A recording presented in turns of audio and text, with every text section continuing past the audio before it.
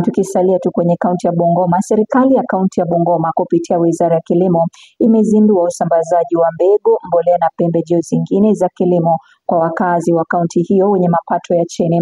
Zaidi ya wakazi 22,500 wakinufaika. Mwanahabari wetu Emmanuel Wabomba anaripoti taarifa hiyo, ambapo Gavana Ken Lusaka amewataka watakaofaidika kukoma hulka ya kuuza mbegu wanayopewa. Serikali ya kaunti imezindua rasmi mpango wa kugawa mbegu na pembejeo za kilimo kwa wakazi wenye kipato cha chini. Mpango huu unatarajiwa kuwafaidi jumla ya wakazi 22,500 kutoka wadi zote 45 kwa lengo la kuimarisha uzalishaji wa chakula. Thank you so much. Your Excellency, exactly. Asante. Tungojee tafadhali. Aya, sote tuhesabu from 5, 4, 3, 2, 1. Wapi shangwe na vigelegele? Aya, tutoke. Uzinduzi wa mpango huo umefanyika katika shule ya msingi ya Lunganyi iliyoko katika eneo bunge la Tongaren. Gavana wa kaunti ya Bungoma Ken Lusaka alisisitiza umuhimu wa sekta ya kilimo kama uti wa mgongo wa uchumi kwa wakazi wa eneo hilo. Aidha, Gavana Lusaka aliwahimiza wakulima waliopokea pembejeo hizo kuzitumia kwa lengo la kilimo badala ya kuzitumia vibaya kwa kuzidunisha au kuuza. Kwa hivyo kama iko njia yoyote tunaweza kufukuza njaa, lazima tufukuze njaa. Na ndio sababu wakati nimerudi nikasema tuendeleze mambo haya ya kupeana chakula, mbolea na mahindi kwa watu wetu ambao hawajiwezi, wale wamefanywa vetings.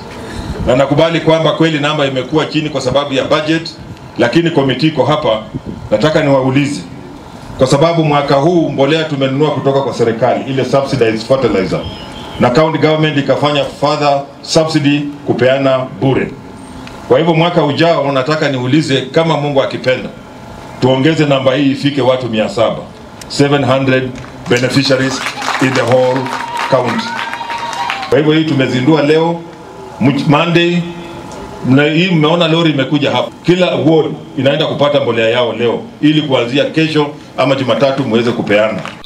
Kwa upande wake, waziri wa kilimo wa kaunti hiyo Kibunguchi aliwasihi wakulima wakumbatie teknolojia za kisasa mashambani ili kuboresha tija na ubora wa mazao yao. Aidha, Kibunguchi alieleza kwamba serikali imeweka mikakati ya kupima rutuba ya mashamba, hatua ambayo inalenga kuhakikisha mazao yenye ubora wa hali ya juu yanapatikana. Nataka kila mtu atest mchanga yake so that tujue tutakuza mimea gani. Kumalizia tarehe 5, tarehe 6 mwezi wa June tutakuwa na siku inaitwa Field Day huko Mabanga, na kuna kampuni nyingi sana zenye zina technologies zile mpya za kusaidia wakulima wetu.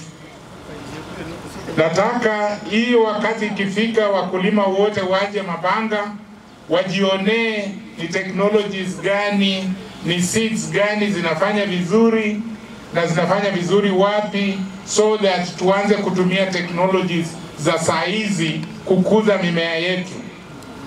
Finally, nataka muanze wakulima, muanze kitu inaitwa diversification. Nikiripotia mtazamo wa Dira Runinga Tandao, jina langu ni Emmanuel Wabomba.